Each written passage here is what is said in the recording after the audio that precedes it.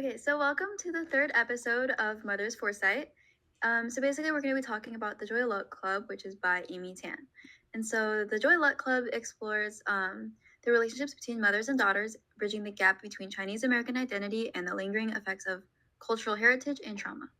The novel, which centers on four Chinese American immigrant families in San Francisco, offers alternating narratives of generational conflict, identity struggles, and the complexities of intergenerational trauma.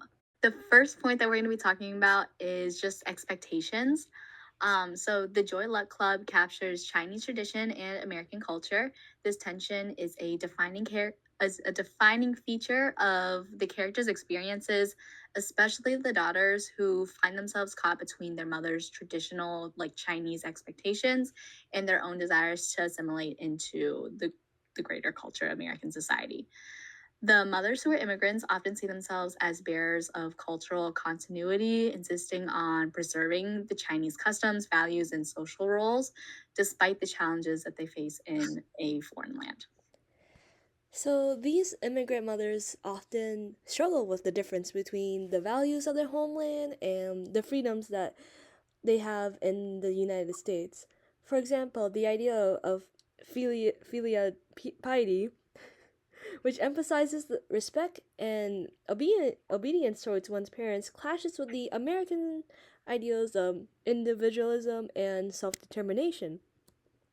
This cultural and mental dissonance often leaves the daughters feeling torn, questioning their cultural heritage while also trying to assert their own identity. In the Joy Luck Club, the psychological effects of generational trauma are deeply embedded in the characters' lives and relationships. Many of the mothers in the story lived through traumatic experiences in China, including war, political upheaval, loss, and extreme poverty. For example, the character Jingmei uh, For example, Su Young Wo, the character of Jing Mei's mother, lost her family and endured many hardships during the Japanese invasion of China. Because of this, she had to harden herself as a person to be able to escape her her homeland. Like I mentioned in a previous episode, even though the war is over, she's still carrying a piece of it with her. And because of this, she pushes her daughter to make her sacrifices worth it. These experiences of loss and survival carries deep emotional scars in these mothers, even though they're not directly articulated in the daughters. The unspoken grief and trauma can create an emotional disconnect between those two, and often the mothers don't have the language or the emotional space to be sharing their past, which leaves their daughters confused from the emotional detachment, and yet they see how their parents have this intense fear of them leaving them. The mother's trauma often manifests in a desire to protect their daughters from the hardships that they endured. This leads to a protective and sometimes controlling parenting style, which can be emotionally overwhelming for the daughters themselves.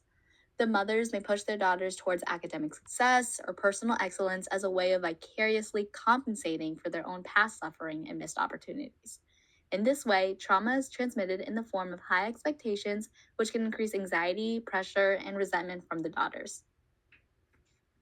Yeah, and a recurring theme in the novel is the silence surrounding the mother's traumatic past. The mother often refrains from discussing their personal history with their daughters, either because of cultural taboos around expressing emotion or due to their desire to shield their daughters from pain. This silence can be psychologically harmful as it prevents the daughters from understanding the full scope of their mother's experiences and from making sense of their own emotional responses. Without access to the full story, the daughters are left with fragmented, incomplete narratives, similar to the structure of the novel that the audience reads, so us, that contribute to a sense of identity, confusion, and emotional alienation.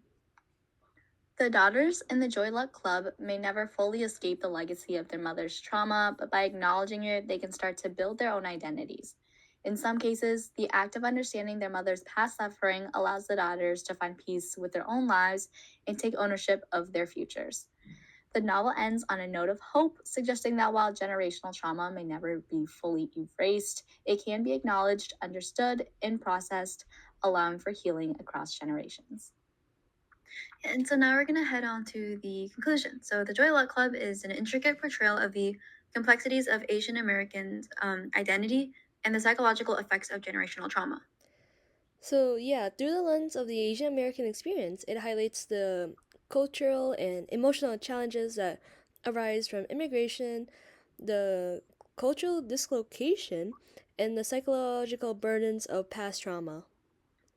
By addressing these themes, Amy Tan illuminates the deep, often painful connections between mothers and daughters, while also offering a hopeful vision of reconciliation and healing.